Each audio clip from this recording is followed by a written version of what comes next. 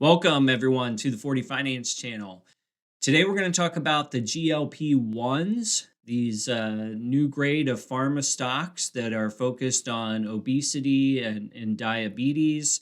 You don't have to look around very far, myself included, for people that could afford to lose a few pounds. And when you factor in heart disease as well as diabetes, there is a lot of demand, certainly consumer/patient demand for something like this. But for my focus today, we're going to think about all this in terms of stock market investing.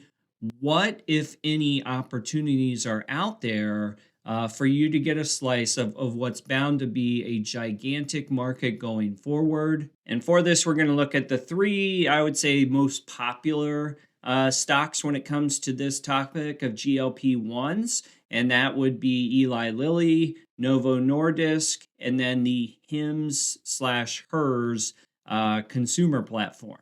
Quick promotion here before we get started. We'll be using Seeking Alpha Premium for a lot of our stock market data and insights. If you're interested in learning more about this awesome stock research platform that you see there on your screen and potentially supporting my channel in the process, please check out the link in the description. You get a sign-up bonus offer for $30 off your first year and a 7-day free trial to try things out before your card is charged. Okay, if you're new to this market, there is a couple brand names to know before we get going into this. We are sort of in a second phase of this GLP-1 market, and the second phase has included, I would say, refinement around the drugs, and that is represented pretty well in this graph here. So Novo was first on the market with this Saxenda, which is actually liraglutide that you'll hear about from Hims here in a little bit. And the problem with Saxenda from a user standpoint is it's a twice daily injection. So not super convenient depending on what your goals are. And it does run $1,000 per month, which is also going to limit some of the market as well. Now, back in 2021, they sort of upped their original play into this Wegovy. And Wegovy is semaglutide, which is marketed under Ozempic, which you've probably heard about for diabetes, and Wegovy specifically for obesity.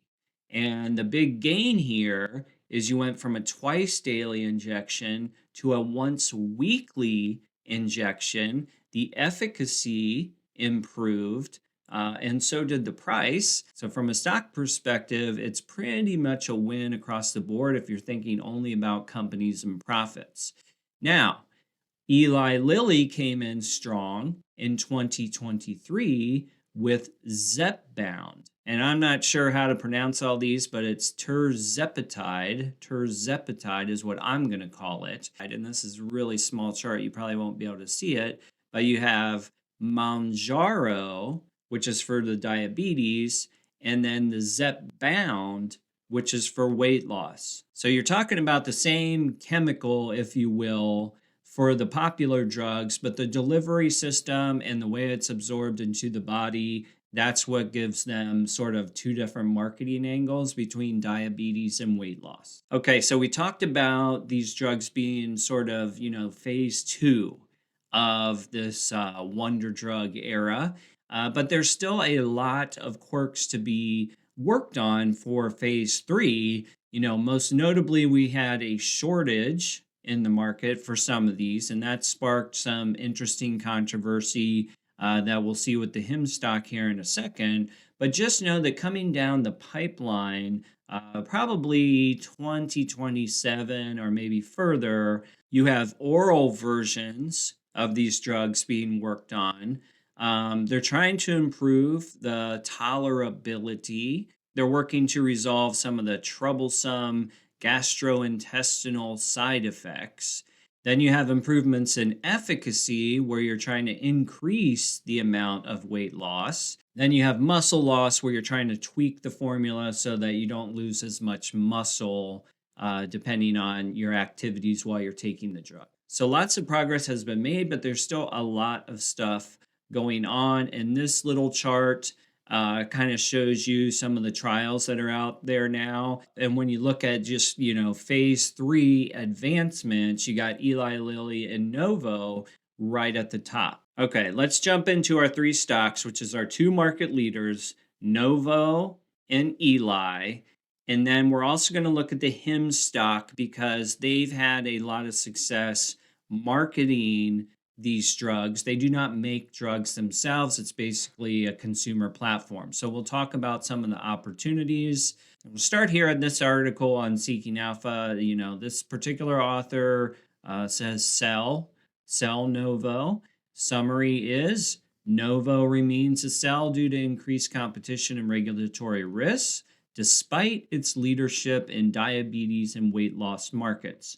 And that is one thing with Novo I really want to point out, that if you're focused on weight loss, diabetes, etc., that's about all this company does. Now, that to me sounds exciting. If you're really targeting this market, you're going right into a place where people are focused on this one problem. However, some of the cons that you'll hear about Novo is that they've had products on the market for a while now, and some investors are disappointed that things haven't been ramped up. And now you sort of have Eli Lilly sneaking in 2023 with a very competitive offering. So people are kind of do wonder about Novo management and why they couldn't have made more money earlier with these drugs. Next point on the sell thesis for Novo, Hims and Hers anticipate selling a generic version of Novo's liraglutide, threatening sales as soon as next year.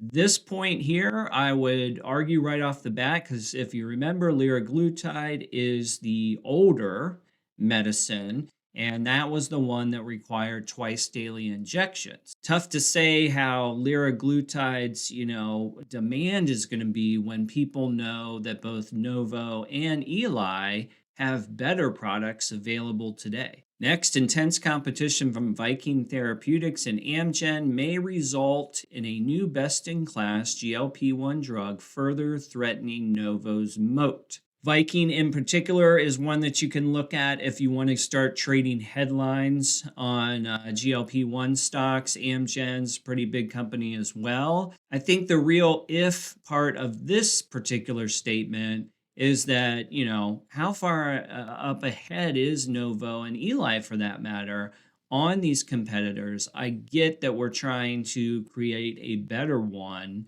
and that could instantly boost these stocks. But for purposes of this video, let's work with what's on the market today. All right, then he gets into valuation, which has actually changed since this original article was published back in November. Let's take a look at Novo valuation, then we'll jump into Eli Lilly. All right, so we've got, I'm always looking ahead on this channel. If you're new to this channel, forward metrics mean much more to me than trailing metrics. And even though we have to rely on estimates and projections to perform forward metrics, to me, that's a lot better than looking, behind on trailing 12 months. So if we take PE gap forward, you have 27 as of today. The stock price is 87.24. The PE gap forward is 27. We are in the pharmaceutical sector, and across the whole sector, the median right now is 28. So Novo just a hair under the sector median, and their 5-year average is 31.42. So you're slightly under the 5-year average. Now, since the expectation for these drugs really boils down to revenue going forward, let's take a look at our price to sales, 9.64. Sector is 3.69, sector average or sector median. And then in the past, Novo's traded as high as 19 times price to sales. All right, now let's get into our forward-looking estimates. Fiscal period ending December of 2024. So this will likely be an earnings call, end of January, sometime in February. They'll look to close the books on 24. Expectation for the full fiscal year is they'll hit 317. That is a 17% growth rate if they are to hit that. As soon as this lands, okay, when this number hits the street, and assuming it's at least 317, and the guidance comes in closer to the next year's expectation, so 30 to 60 days tops, the only thing that anyone's going to care about is, can you guys hit 388 in fiscal year 25? That would actually be a 22% increase over the prior year. That's what you hope for, right? As a stock market investor, you hope that the bottom line, the top line and the bottom line are growing more next year than they were the year before. So to me, that's good news. If you were to focus on this number as your EPS, your forward PE would be down to 22. Let's go down to revenue. Fiscal period ending 2024, pretty much 40 billion, 18% growth, price to sales at 964. Next year / this year, $48 billion is the expectation, 20% growth for next year if they hit their numbers. Now let's look at Eli Lilly. And if you're not familiar, Eli Lilly is a massive company. The GLP-1 drugs is not the only thing they do. They have a lot of stuff going on. If you're looking for pharmaceuticals, they have lots of stuff across all different types of diseases and conditions. But we'll keep it simple here on this one. We are going to look PE gap forward, currently at 61. Just like Novo, their sector median's 28. The 5-year average for Eli is 45. Okay, so they're currently at 61. 5-year average is 45, so they are trending above that.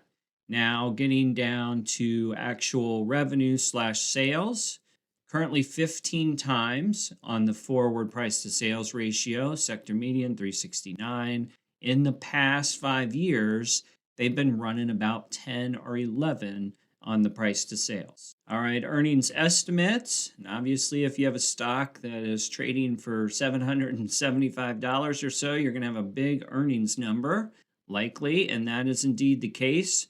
$13.14 for the fiscal year ending in 2024. So just like Novo, they're going to have their earnings call late January, February, something like that, and we'll find out, did they hit what they were shooting for? Can they hit the 314 and keep analysts happy? That is a spectacular, almost unbelievable 107% growth over the year before. Now, looking ahead to next year, 2264 is another 72% up from this number. Now, one of the things that's weird about Eli, because their company is so big, you get a wide range of projections. So you see this 27 analysts here. You got a low of 1688 and a high of 2906.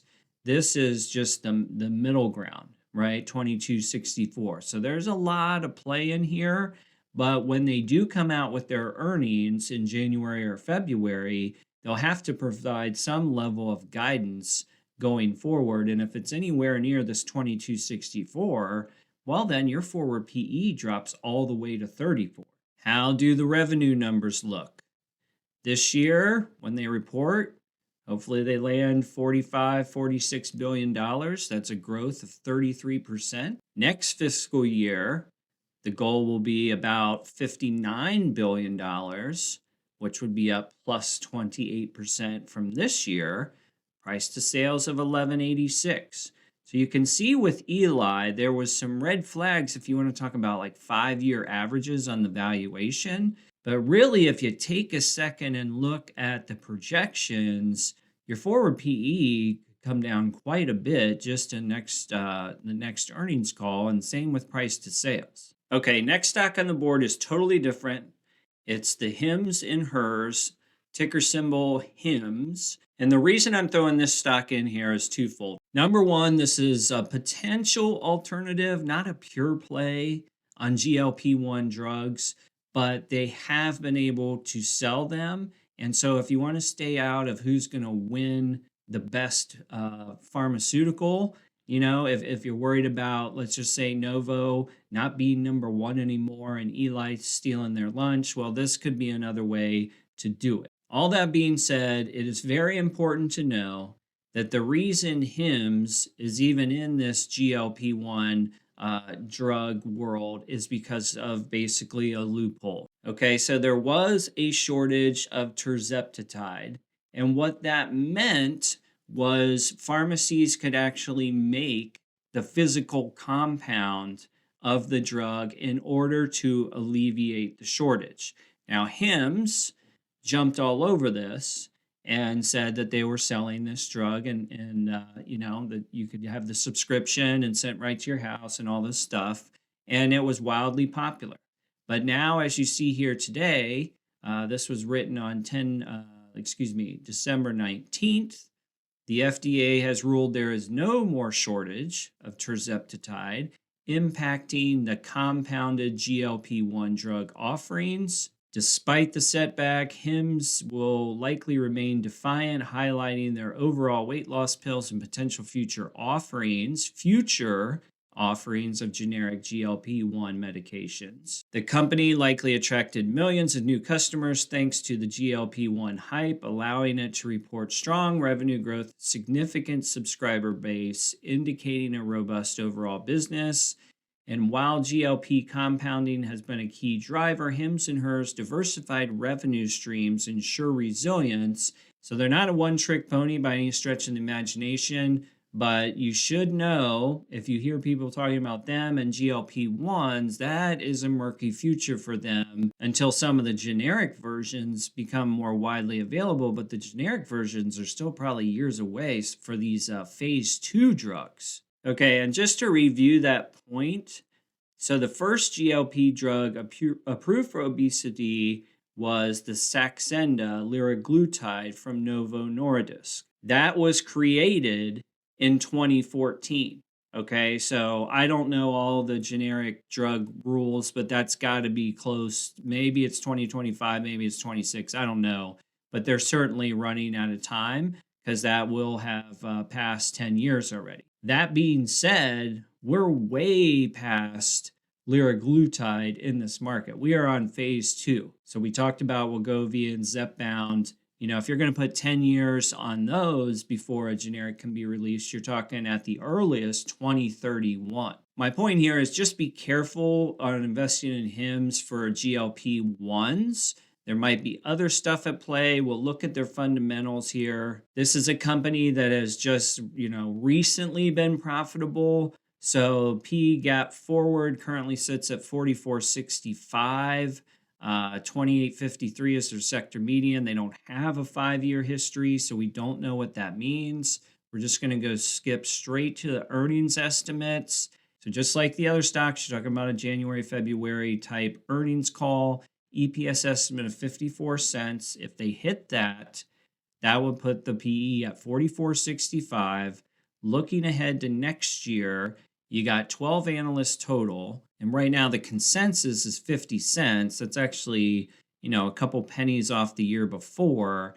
You can see the range, 28 cents to 70 cents. So it could definitely go higher, but there's a little bit of flat to negative comp showing at least on the earnings. Now, of course, it's a revenue story anytime you have a smaller stock like this. So if they hit 1.46 billion, they will have grown 67% this year. Looking ahead to next year, 2.03 billion, which would be another 39% growth.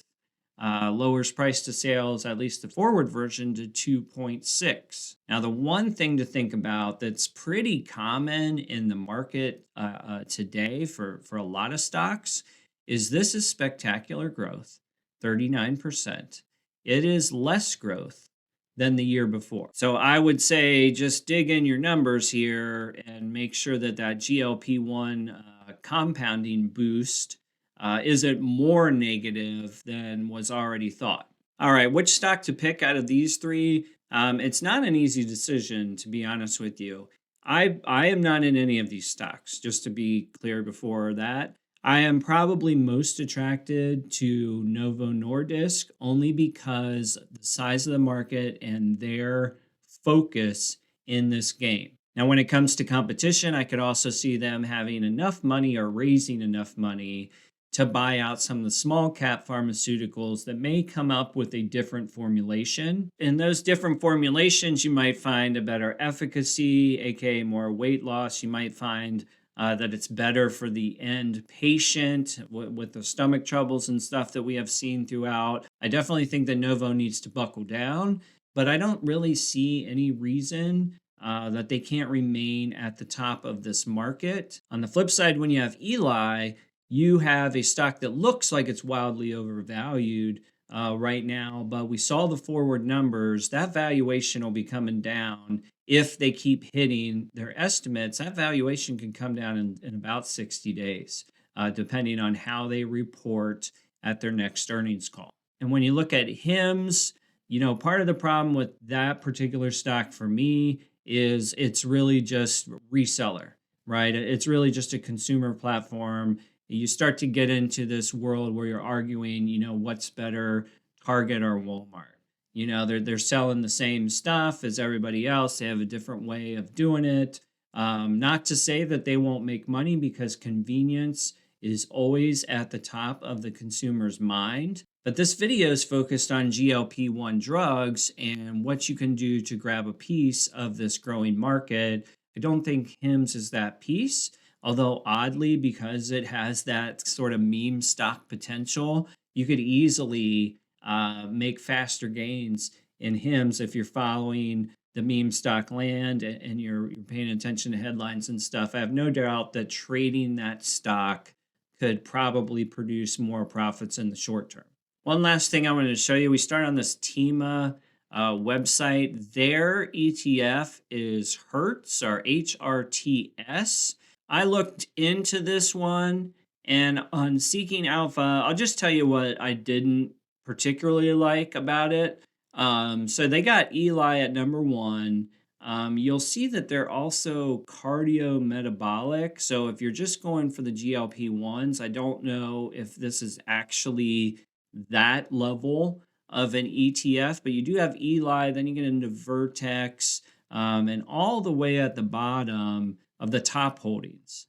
3% of the top holdings are Novo. So I guess for me, I just don't know if that represents GLP-1 drugs. However, I did find this slightly smaller ETF, OZEM, Roundhill GLP-1 and weight loss ETF. And at least holdings wise, between the two, I'd be more inclined to get this one if I had to buy one. You got Eli and Novo right at the top. You also have Viking in the top 10, as well as Amgen and Pfizer too. So if you're excited about GLP-1s and you just can't decide between Eli and Novo, well, there's probably a lot of ETFs that you can invest in that would have both.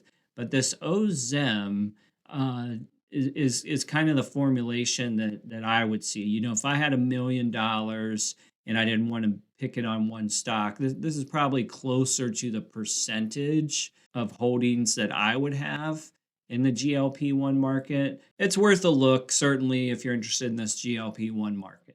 Okay, so that's an overview of the GLP-1 market right now, some of the top players, a couple different ways to play this market if you're interested in it. Before you go, don't forget to check out that special offer for Seeking Alpha down in the description. Potentially support my channel at the same time. Definitely appreciate it. And as always, leave your thoughts in the comments. So what do you think about Novo versus Eli, or perhaps even HIMSS?